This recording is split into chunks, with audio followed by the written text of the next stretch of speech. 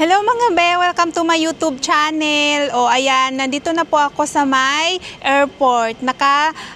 Check-in na po ako and then nakapasok na po ako sa immigration at dito na po ako sa aking gate, no, waiting for papasok na sa loob ng eroplano mga be. Ano na lang 1 hour. So nakagawa ako ng video. So ito yung view dito mga be. Ayan. Sobrang tahimik dito, be. Ayan. Lumipat ako ng upuan dito sa hindi crowded. Yung mga kasama ko andun sila sa kabila. Ayan.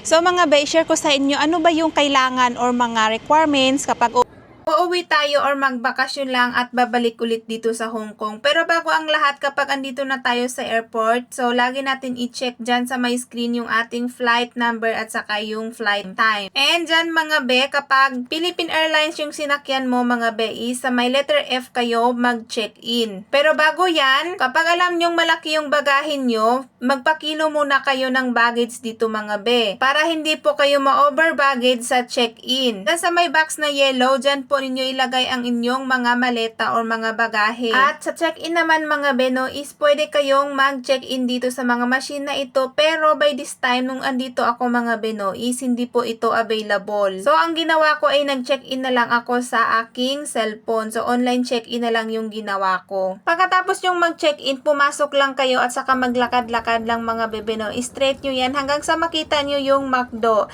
And then dyan sa may unahan ng McDo mga bebe is yung check-in na. So, kailangan yung i-prepare dyan is yung Hong Kong ID at saka passport nyo kasi iscan yan sa may machine. Di na po ako nakapag-video mga bebe no sa harapan ng check-in kasi po natatakot ako mapagalitan kasi camera yung dala ko, hindi cellphone yung ginamit ko sa pag-video. Kapag cellphone kasi is okay lang no, parang hindi siya masyadong halata pero kapag camera is napakahalata niya. Marami kasi akong nakikita na napagalitan kasi nag-video sa loob ng airport. So, ito na nga mga beno, ang ganda ng view dito. So, itong time na to mga beno, ayan, nandito na kami sa gate namin at ready na para pumasok sa loob ng eroplano.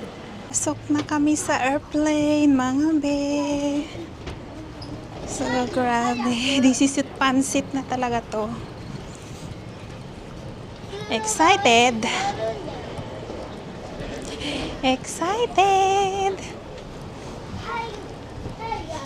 Makati yung ilong ko, sobrang lamig. At ito na nga mga beno, sobrang excited kasi papasok na talaga ako nito sa loob ng eroplano at ito na nga nasa loob na. Pero still ay nagpipila pa rin kasi ang daming nahihirapan maglagay ng kanilang hand carry sa lagayan ng mga bag. Sobrang saya ko nito mga beno kasi madaling araw na to. Nakaupo na nga ang lahat ng mga pasahero mga bebeno at ready to go na yung airplane. At sa time na ito ay ikwento ko na sa inyo kung ano yung requirements pa uwi ng Pilipinas or magbabakasyon lang sa Pilipinas at babalik ulit dito sa Hong Kong. Grabe yung katabi ko sa upuan mga bebeno, sobrang ingay nila at saka umiinom pa yan sila mga beno at saka nagtotong eats. Nagbabaraha yan sila mga be tapos yung mga kasama nila nasa harapan, ayan, nagbibigayan sila ng baraha tapos inumin. Sobrang ingay nila pero huwag natin silang pansinin kasi hindi naman sila yung topic natin for today's video mga beno. Yung requirements pa uwi ng Pilipinas ang ating itatalakay or pag-uusapan. I-share ko sa inyo ano ba yung mga kailangan sa immigration pa uwi ng Pilipinas at pabalik dito sa Hong Kong. Kapag tayo ay uwi ng Pilipinas mga bebe no, ang kailangan lang natin is yung Hong Kong ID at saka yung passport and then yung syempre yung ticket mo kasi kailangan yan sa check-in. Kapag babalik naman dito sa Hong Kong mga bebe no, ang kailangan is yung kontrata, Hong Kong ID, passport, at saka iyong OEC mga be. Yan lang talaga ang hahanapin. Yan yung hinanap sa akin nung umuwi at pabalik ako Hong Kong to Pinas at Pinas to Hong Kong. At ito na nga mga beno, lumapag na yung eroplano at saka nakalabas na ako sa loob ng eroplano. Nandito na po ako sa hallway papuntang baggage area para i-claim yung aking maleta. So ito na nga mga bebeno, hindi na ako nagpaligoy-ligoy pa. Hindi na ako nagbibideo doon nga sa immigration sa airport kasi natatakot nga ako baka mapagalitan ako. At sumakay kami ng bus mga bebe no papuntang terminal. Kasi may connecting flight ako mga bebe no. Manila to General Santos kasi taga General Santos tayo mga beno.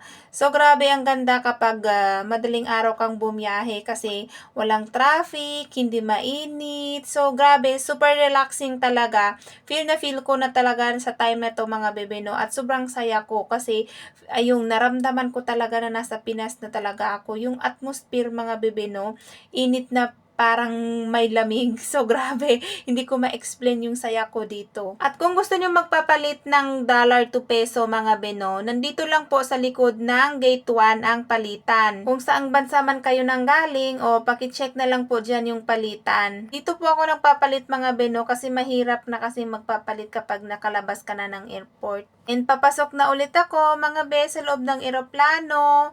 Manila bound to General Santos City. At ito po yung view. So, umaga na to, bali 6 a.m. na ito mga be. Wala pa akong breakfast at saka wala rin akong dinner kasi maaga akong umalis sa bahay ng aking mga employer kasi pinaalis nila ako mga bebe na wala pang dinner. Kasi baka raw malate ako sa aking flight. So, ito na nga, ginugutom na ako sa loob ng eroplano.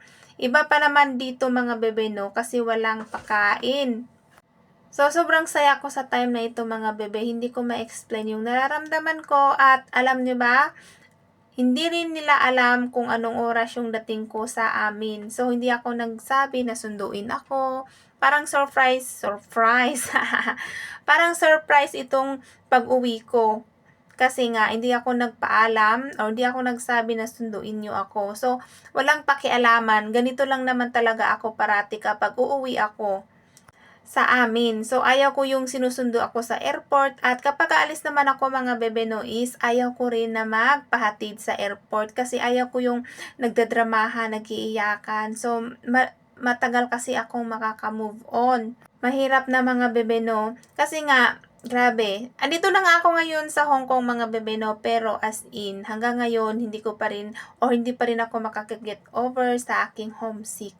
Naho-homesick pa rin ako ngayon mga bebe no, kahit anong gagawin ko. Minsan nga hindi na ako nakakatulog at minsan nga tulala ako. Sabi ng amo ko, pumapayat ka na, bakit hindi ka pa kumain? Ano ba, ginugutom ka ba namin dito? Kamusta na ba? Di ba hindi naman, pero bakit pumapayat ka? So, hindi na lang ako nag-comment, no. Sabi ko, hindi nakasuot lang ako ng damit na, masikip, kaya ganito yung katawan ko. Feel mo na payat ako kasi sanay ka na nakikita ako na laging loose yung mga damit na sinusuot ko. So, parang naninibago rin sila sa akin. So, ayun lang mga bebe. Thank you for watching at sa uulitin.